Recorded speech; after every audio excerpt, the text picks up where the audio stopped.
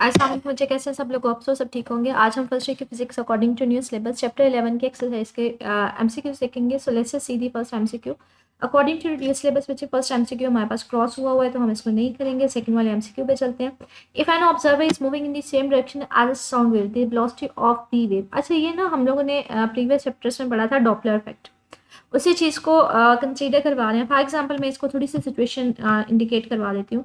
मैंने ये ना डॉपलर इफेक्ट आपको पढ़ाया था। अच्छा, ये हमारे पास डॉपलर इफेक्ट था जिसमें हमने एक सोर्स ऑफ साउंड लिया था और फिर हमने ऑब्जर्वर लिया था कि कभी हमारे पास जो सोर्स है वो ऑब्जर्वर की तरफ जा रहा है, कभी अवे जा रहा है। तो ये बेसिकली इसी चीज़ को हमने फ्रिक्वेंसी फाइंड आउट की थी। यही सिचुएशन को कंसीडर करवा रहा है आपका। तो फॉर एग्जाम्पल ये मेरे पास एक गाड़ी है जो हॉर्न बजा रही है अपनी, तो इसमें से साउंड वेव्स जो है वो मर्ज आउट हो रही है, साउंड वेव्स निकल रही हैं। ठीक है, ये पर्टिकुलर साउंड वेव्स हैं, इनकी कुछ वेलोसिटी है एंड सो ऑन। ठीक है, अब यहाँ पे फॉर एग्जाम्पल मैं कहती हूँ एक ऑब्जर्वर था, लिसनर था, वो सुन रहा था, उसको कोई ना कोई आवाज़ आ रही थी, सुनाई दे रही थी। लेकिन जैसे ही ऑब्जर्वर मैं कहती हूँ इस जिस डायरेक्शन में साउंड वेव्स बाहर की तरफ निकल रही है वो भी इसी डायरेक्शन में जाना शुरू हो जाता है, तो बच्चे डिस्टेंस बढ़ जाएगा।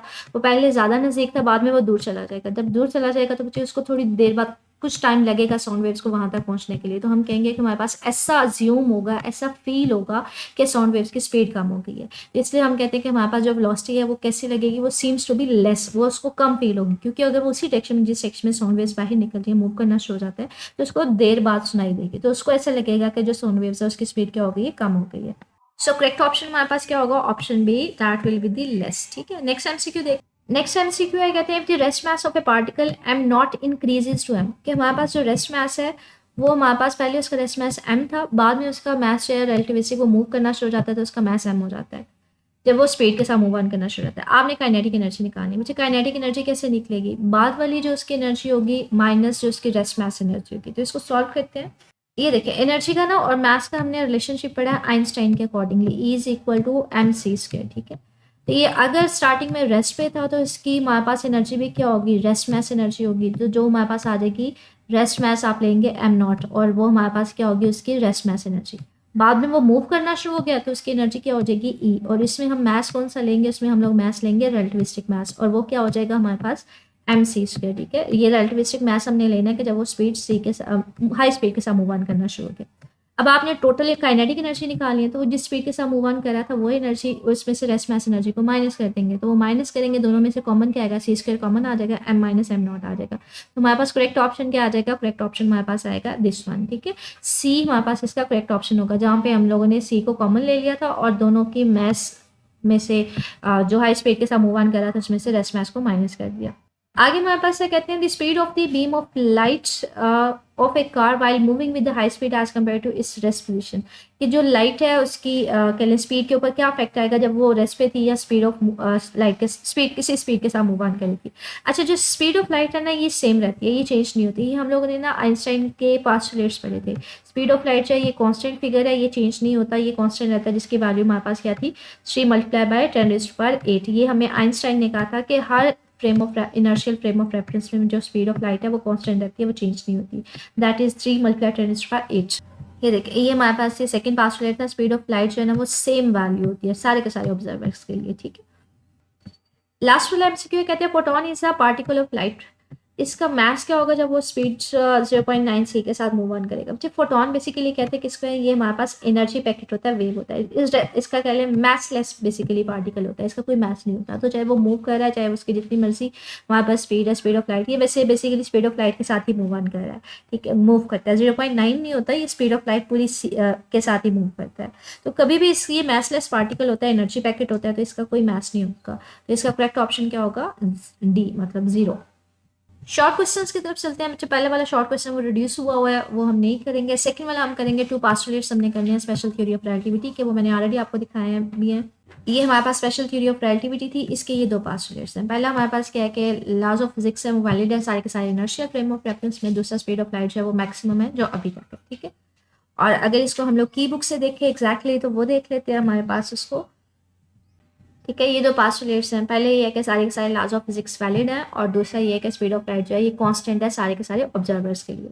नेक्स्ट शॉर्ट क्वेश्चन देखते हैं हमारे पास 11.3 कहते हैं describe why it is impossible for material to move with the speed of light. ऐसा पॉसिबल क्यों नहीं है कि ऑब्जेक्ट जो है वो स्पीड ऑफ लाइट के साथ मूव ऑन कर सके? हमने ये पढ़ा है कि अभी तक जो मैक्सिमम स्पीड है ना that is the speed of light. कोई भी ऑब्जेक्ट जो है स्पीड ऑफ लाइट के साथ मूव नहीं कर सकता। अब वो कहते हैं क्वेश्चन ये है कि क्यों मूव नहीं कर सकता, पॉसिबल क्यों नहीं है। तो इसी चीज़ को जस्टिफाई करेंगे फार्मूले के अकॉर्डिंगली। हम लोगों ने ये पढ़ा था कि हमारे पास जब भी कोई ऑब्जेक्ट रिलेटिविस्टिक स्पीड के साथ मूव ऑन करता है, मतलब बहुत ज़्यादा हाई स्पीड के साथ मूव ऑन करता है, तो उसका मैथ जो है वो चेंज हो जाता है, रिलेटिविस्टिक मैथ आना शुरू हो जाता है। दैट उसके लिए फार्मूला हमने पढ़ा था, m=m0/1 - v² / c, मतलब वो स्केल इसका कर ले। एम नॉट क्या होता है, इसका रेस्ट मैस होता है, और ये होता है रिलेटिविस्टिक, मतलब बहुत ज़्यादा हाई स्पीड के साथ मूव ऑन करना शुरू हो जाए। अब ये क्वेश्चन है कि ऐसा क्यों पॉसिबल नहीं है कि किसी भी ऑब्जेक्ट की जो स्पीड है, वी बेसिकली उस ऑब्जेक्ट की स्पीड के लिए लिखते हैं कि उसकी स्पीड जो है वो स्पीड ऑफ लाइट के इक्वल हो जाए। क्वेश्चन यही है ना कि ऐसा पॉसिबल क्यों नहीं है कि कोई ऑब्जेक्ट जो है वो स्पीड ऑफ लाइट के साथ मूव ऑन करे। कहते सपोज करें, हम अज्यूम करें कि एक ऑब्जेक्ट है जिसकी स्पीड जो है वो स्पीड ऑफ लाइट के इक्वल है, तो इस फार्मूले में वी की बजाय क्या लिखते हैं, सी लिखते हैं। मतलब कि ऑब्जेक्ट जो है वो किस स्पीड के साथ मूव कर रहा है, स्पीड ऑफ लाइट के साथ। तो यहाँ पे वी की बजाय हमने सी पुट ऑन कर दिया, सी से कैंसिल आउट हो जाएगा, यहाँ पे 1 बच जाएगा। तो 1 - 1 क्या होता है, 0। कोई भी चीज़ हो समथिंग ओवर 0 जो होता है ना, कोई भी ऊपर हो, जैसे लाइक यहाँ पे एम नॉट है, अगर डिनोमिनेटर में 0 है तो इसका मतलब है वो वैल्यू किसके इक्वल होती है, वो इन्फिनिटी के इक्वल होती है। तो यहाँ पे किसके इक्वल आ जाएगा, इन्फिनिटी। इसका मतलब है अगर कोई ऑब्जेक्ट स्पीड ऑफ लाइट के साथ मूव ऑन करना शुरू हो जाएगा तो मास उसका इन्फिनिट हो जाएगा। तो अगर इन्फिनिट मास है तो उसको ट्रैवल करवाने के लिए एनर्जी भी कितनी देनी पड़ेगी, इन्फिनिटी। और इन्फिनिट एनर्जी पॉसिबल ही नहीं है, ठीक है। इसलिए कोई भी ऑब्जेक्ट जो है स्पीड ऑफ लाइट से ज़्यादा या उसके इक्वल, स्पीड ऑफ लाइट के इक्वल मूव नहीं कर सकता, क्योंकि हमने रख के देखा है इस फार्मूले के अकॉर्डिंगली कि अगर स्पीड ऑफ लाइट के इक्वल हम उसको मूव करवाएंगे तो उसका मास क्या हो जाएगा, इन्फिनिटी आना शुरू हो जाएगा। और अगर किसी ऑब्जेक्ट का मास इन्फिनिटी है तो उसको मूव करवाने के लिए एनर्जी भी इन्फिनिटी देनी पड़ेगी, जो कि पॉसिबल है नहीं है। तो यहाँ पे ये क्या है, एज अ रिजल्ट हमें infinite amount of energy required है, तो जो कि हमारे पास ऐसा पॉसिबल नहीं है। नेक्स्ट क्वेश्चन बच्चे 11.4, ये हमारे पास अगेन रिड्यूस सिलेबस में क्रॉस हुआ हुआ है। 11.5 देखते हैं बच्चे, proper time proper length.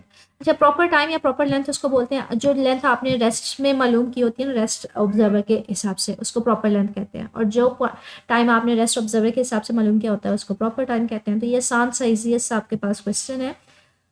Proper time वो टाइम है जो आप मालूम करते हैं measure by clock at rest, मतलब एक घड़ी है वो रेस्ट पे पड़ी है, ठीक है, वो उसके लिए आप जो टाइम मालूम कर रहे होते हैं उसको हम लोग कहते हैं प्रॉपर। और लेंथ अगर दो पॉइंट्स के दरमियान आप रेस्ट पे बैठ के मालूम कर रहे हैं, मतलब फॉर एग्जाम्पल मैं कहीं बैठी हुई हूँ, मैं 2 पॉइंट्स के दरमियान जो लेंथ मालूम करती हूँ, तो ये इसका क्या आ जाएगा, ये इसका प्रॉपर लेंथ आ जाएगी, ठीक है। रेस्ट पे मालूम करना है, रेस्ट फ्रेम ऑफ रेफरेंस के हिसाब से। तो कहते हैं इन दोनों में हम लोग क्या कर रहे होते हैं, रेस्ट फ्रेम ऑफ रेफरेंस। जैसे लाइक मैंने आपको एग्जांपल दी कि मैं यहाँ पे खड़ी होकर रेस्ट पे खड़ी होकर इन 2 पॉइंट्स के दरमियान का डिस्टेंस मालूम करूंगी, तो वो मेरे पास रेस्ट टाइम लेंथ आ जाएगी।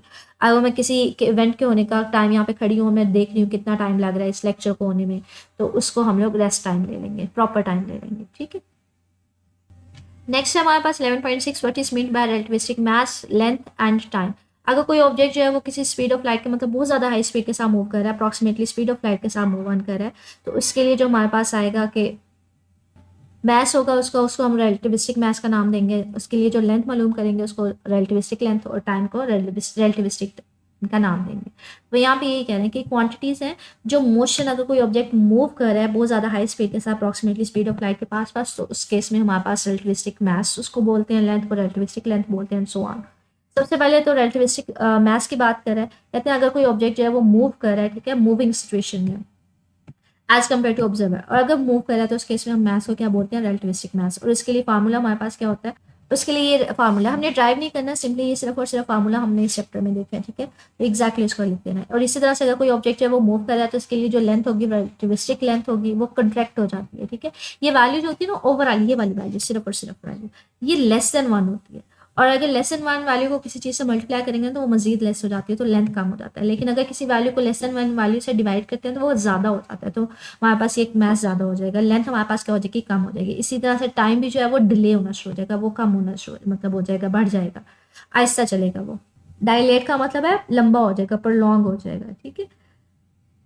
नेक्स्ट हमारे पास शॉर्ट क्वेश्चन है, कहते हैं why the mass of an object increases. आपके पास मास अगर मूविंग ऑब्जेक्ट है तो उसका मास हम क्यों कहते हैं इंक्रीज होना शुरू हो गया, ठीक है। जैसे हम लोगों ने रिलेटिविस्टिक मास में देखा था ना कि मास हमारे पास इंक्रीज हो जाता है, इनहेंस हो जाता है। वो कहते हैं क्यों इंक्रीज हो जाता है, कहते हैं फॉर एग्जाम्पल हमारे पास ना अपेरेंट मास जो है, अगर कोई ऑब्जेक्ट मूव कर रहा है तो हमें ऐसा लगता है कि वो इंक्रीज हो गया। इंक्रीज क्यों हो जाता है, कहते हैं ये बेसिकली अगर हम बात करें कि ये ऑब्जेक्ट के रेस्ट मास इंक्रीज नहीं होता, बल्कि वो इसलिए होता है क्योंकि वो मूव करना शुरू हो जाता है। और आइंस्टाइन हमें क्या कहता है कि मास बेसिकली जो एनर्जी का ही एक रिलेशनशिप है। अच्छा, अगर वो मूव करना शुरू हो गया उसकी काइनेटिक एनर्जी की वजह से उसका मास जो है वो ऑटोमेटिकली इंक्रीज हो जाएगा, क्योंकि आइंस्टाइन ये कहता है कि मास और एनर्जी एक दूसरे के क्या है, इंटरकन्वर्टिबल है। तो अगर मूव कर रहा है तो बच्चे उसकी काइनेटिक एनर्जी इंक्रीज हो रही है। अगर काइनेटिक एनर्जी इंक्रीज हो रही है तो ऑटोमेटिकली उसका मास क्या होना शुरू हो जाता है, इंक्रीज होना शुरू हो जाता है, जिसकी वजह से हम कहते हैं उसका मास क्या हो जाएगा, इनहेंस हो जाएगा। हमें फील होगा कि वो हैवियर हो गया।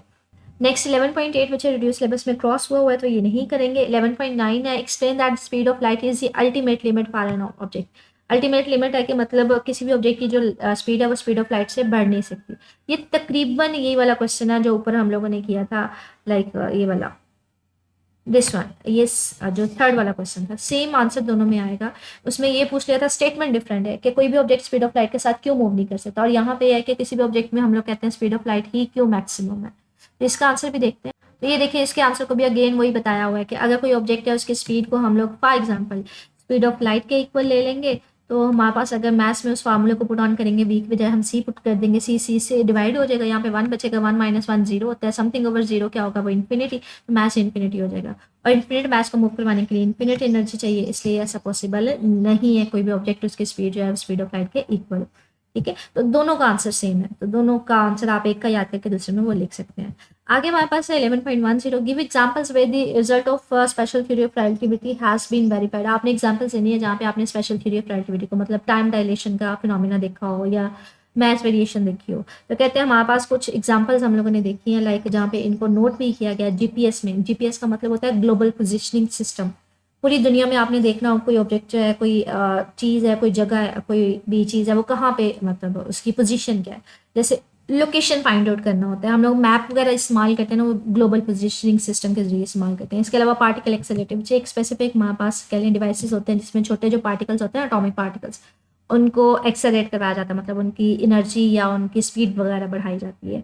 और मियॉन डिके, डिके का मतलब होता है, मियॉन बच्चे एक पार्टिकल है हमारे पास एटॉमिक लेवल पे, फंडामेंटल पार्टिकल है। डिके का मतलब है किसी न्यूक्लियस से मियॉन का निकलना। ठीक है, कहते हैं इन सब में हम लोगों ने स्पेशल थ्योरी ऑफ रिलेटिविटी या में इस कंसेप्ट को देखा हुआ है।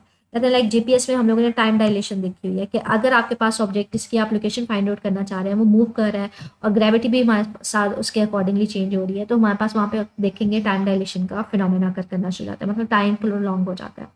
इसी तरह से कहते हैं पार्टिकल एक्सेलरेटेड डिवाइसेस, जहाँ पे मैंने कहा है कि जो सब एटॉमिक पार्टिकल्स हैं लाइक इलेक्ट्रॉन, प्रोटॉन वगैरह, उनको ना स्पीड हाई की जाती है। कहते हैं जब वो हाई स्पीड के साथ मूव ऑन करना शुरू होते हैं तो ऐसा लगता है कि उनका मास जो है वो इंक्रीज हो गया। ठीक है, ये एक्सपेरिमेंटली प्रूव हुए हैं चीज़ें। ठीक है, तो ये एग्जाम्पल्स हैं। और दूसरा कॉस्मिक पियोन, जब वो अर्थ सरफेस में फॉर एग्जाम्पल सन से या किसी स्टार से वो जब अर्थ पे अप्रोच करते हैं तो उनका जो डिके टाइम है वो डायलेट हो जाता है, क्योंकि मूवमेंट होती है, तो मूवमेंट की वजह से हम कहते हैं वो डिके उस तरह से नहीं हो पा रहा, उनका टाइम डिले हो जाता है, मतलब ज़्यादा प्रोलॉन्ग हो जाता है। ठीक है, तो ये हमारे पास कह लें डिफरेंट है। ये सारे के सारे हमें कंफर्म करवा रहे होते हैं कि ये वाकई रिलेटिविटी एग्जिस्ट करती है, लेकिन ये सारे के सारे याद रखिएगा सब एटॉमिक लेवल पे होते हैं, मतलब बहुत छोटे लेवल पे। छोटे लेवल पे इसलिए कहते हैं बच्चे पार्टिकल जितना छोटा होगा उसकी स्पीड ज़्यादा होगी। और रिलेटिविस्टिक स्पीड कब फिनोमेना होता है, जब किसी ऑब्जेक्ट की जो स्पीड है वो स्पीड ऑफ लाइट के पास पास होती है। ठीक है, इसलिए ये देखें, ये मियॉन डिके कह रहा है कि जब हमारे पास कॉस्मिक मियॉन रीच करेगा अर्थ सर्फेस, मतलब बाहर से सन से कोई मतलब पार्टिकल्स हैं, कॉस्मिक का मतलब होता है जो हार्मफुल होते हैं। ठीक है, वो अर्थ पे पहुंचते हैं तो अब वो मूव कर रहे हैं, मूव करने की वजह से उनका जो डिके टाइम का मतलब होता है किसी और पार्टिकल में कन्वर्ट हो जाना। ठीक है, तो वो टाइम लेंगे अपने म्यून से किसी दूसरे पार्टिकल में डिके करने के लिए, वो टाइम थोड़ा डिले हो जाता है, ऐसा स्लो हो जाता है। ठीक है, लाइक ये म्यून है ना, ये कुछ टाइम बाद खुद ब खुद डिके करके दूसरे पार्टिकल्स में कन्वर्ट हो जाता है। तो अब ये कितने टाइम बाद इसका ना स्पेसिफिक होता है उस टाइम, उसको डिके टाइम कहते हैं। लेकिन कहते हैं अगर ये मूव करता हुआ अर्थ सरफेस पे आएगा तो ये हमारे पास मूवमेंट की वजह से, इसकी स्पीड की वजह से इसका डिके टाइम जो है वो थोड़ा प्रोलॉन्ग हो जाएगा, स्लो हो जाएगा। इसी तरह से हमारे पास एक्सेलरेटर में जहाँ पार्टिकल्स को हाई स्पीड उनकी की जाती है, चेंज की जाती है, तो उनका मास हमें ज़्यादा नजर आएगा। ठीक है, फील होगा ज़्यादा। तो ये चैप्टर 11 के शॉर्ट क्वेश्चन से मजीद इसमें कुछ पूछना हो मेरे से कमेंट सेक्शन में पूछ लीजिएगा। ओके, अल्लाह हाफिज़।